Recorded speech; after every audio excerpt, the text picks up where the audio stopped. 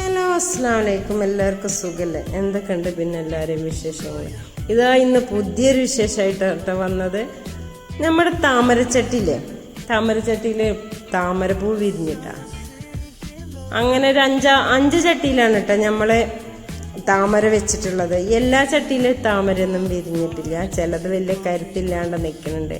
മുമ്പ് നമ്മൾ വിത്ത് നട്ട താമരയാണ് ഈ നിൽക്കുന്നതൊക്കെ കേട്ടോ. ഇതിന് തീരെ കരുത്തില്ല കേട്ടോ. ഞാൻ ട്യൂബർ നട്ട താമരയാണ് നമുക്ക് പൂവായി വന്നത്. ഇതിൽ നിറയെ ഗപ്പി കേട്ടോ. നമ്മളിതാ ഗപ്പി കുട്ടികളിട്ടതാണ്. ഗപ്പി കുട്ടികൾ കൊതുക് വരാണ്ടിരിക്കാൻ വേണ്ടിയിട്ടാണ് ഗപ്പി കുട്ടികളിട്ടത്. ഗപ്പി ഒരു 3 ഗപ്പിനെറ്റ കൊണ്ടുവന്നിട്ടതാണ്. ഇപ്പം നിറയെ ഗപ്പിയായി. അങ്ങനെ ഗപ്പി ആവണതും ഞാൻ ഓരോരുത്തർക്ക് ഇങ്ങനെ കൊടുത്തോണ്ട് കൂട്ടാം. എനിക്ക് ഫുഡും കൊടുക്കും. പിന്നെ നമ്മൾ ആവണത് കുട്ടികൾക്കല്ല അതിൻ്റെ ആവശ്യം. കുട്ടികൾ വരുമ്പോൾ ഞാൻ ഗപ്പിനെ പിടിച്ചിട്ട് കൊടുത്തു. ഈ മുട്ട ഞാൻ കണ്ട അന്നത്തെ വലിപ്പമാണ് ഇതിട്ടാ. ഒരു ഭാഗം വലിപ്പം ഒരു ചെറുതാണെന്നാണ് ഞാൻ വിചാരിച്ചത്. പക്ഷെ ചെറുതൊന്നല്ല, ഇത് കണ്ടന്ന് ഇത്രയും വലിപ്പമുള്ള സ്റ്റാർട്ടിങ് ആണ് ഞാൻ ഈ കാണിക്കണത്. ഫസ്റ്റ് ദിവസം തന്നെയാണ്. അപ്പോൾ ഞാൻ വിചാരിച്ചൊരു കുഞ്ഞു പൂവായിരിക്കും ഉണ്ടാവുക എന്നിട്ടാ. പക്ഷെ അങ്ങനെയൊന്നല്ല കേട്ടോ. ഓരോ ദിവസങ്ങൾ കഴിഞ്ഞാൽ ഒരു 12 ദിവസം കഴിക്കണം കേട്ടോ. പൂ വിരിഞ്ഞപ്പോൾ മുട്ടുണ്ടായി 12 ദിവസം. കുറച്ച് ദിവസം കഴിഞ്ഞ് ഞങ്ങൾ വിരിഞ്ഞപ്പോൾ കറക്റ്റ് ഡേറ്റ് എനിക്ക് പറഞ്ഞു തരാൻ അറിയില്ല.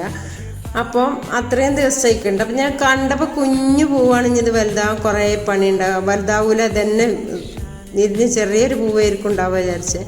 അങ്ങനെ ഓരോ ദിവസവും ഞാൻ നോക്കി നിന്നപ്പോൾ ഇത് വലിയ പൂവായിട്ടിട്ടുണ്ടായത്. ഇത് നോക്കിയേ, നമ്മുടെ വിത്തിട്ടുങ്ങാണ്ട് മുളപ്പിച്ച വീഡിയോ ആണ് കേട്ടോ ഇത് ഞാൻ ഈ വിത്ത് എൻ്റെ ഒരു ഫ്രണ്ട് എനിക്ക് കൊണ്ടുവന്ന് തന്നതായിരുന്നു. അപ്പോൾ അവളെ ഇന്ന് കിട്ടിയപ്പോൾ ഞാനിത് പാത്രത്തിലിട്ട് കുഞ്ഞു ബൗളിലിട്ട് മുളപ്പിച്ചതിന് ശേഷമാണ് ഞാനത് മണ്ണിലോട്ട് വെച്ച് കൊടുത്തത്. ആ ഒരു വീഡിയോ ആണിത്. അപ്പോൾ നമ്മൾ വിത്ത് മുളപ്പിക്കണം. ആ വിത്ത് മുളച്ച താമരയാണ് കേട്ടോ ഇത്. കരുത്തൊക്കെ ഉണ്ട്, പക്ഷെ പൂവായിട്ടില്ല എന്നുള്ളൂ. അത്യാവശ്യം കുഴപ്പമില്ലാത്ത ഇതല്ല, ഇതിൻ്റെ അപ്പുറത്തുള്ളതാണ് കേട്ടോ. ഇത് ആദ്യം കണ്ടത്. ഇതപ്പോൾ ഈ മുട്ടതാ, ഇത് ഇത്രയും വലുപ്പമായില്ലേ മുട്ട?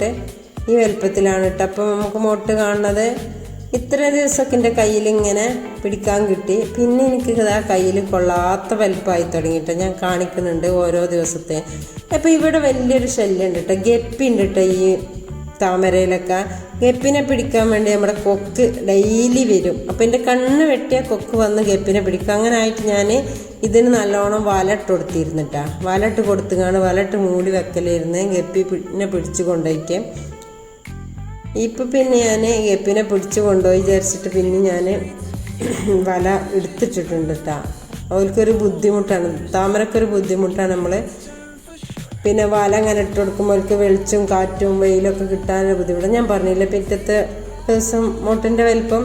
അങ്ങനെ കുറേ ദിവസം നിന്നതിന് ശേഷം ഇതാ വലിയ മുട്ടായി. ഓരോ ദിവസത്തെ മാറ്റങ്ങളാണ് ഞാൻ നിങ്ങൾക്ക് കാണിച്ചു തരുന്നുണ്ട്. അപ്പോൾ ഇത്രയും വലിപ്പമായിട്ട് നമ്മൾ മുട്ടപ്പിൻ്റെ കയ്യിലൊന്നും കൊള്ളൂല. കയ്യിൽ പിടിച്ചിട്ട് നോക്കിയാൽ കയ്യിൽ പിടിച്ചാൽ കൈ പുറത്തേക്ക് ആദ്യം തന്നെ കാണുന്നുണ്ട്.